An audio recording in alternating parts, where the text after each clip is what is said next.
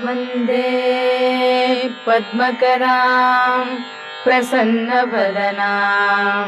सौभाग्यदां भाग्यदां हस्ताभ्याम् अभयप्रदां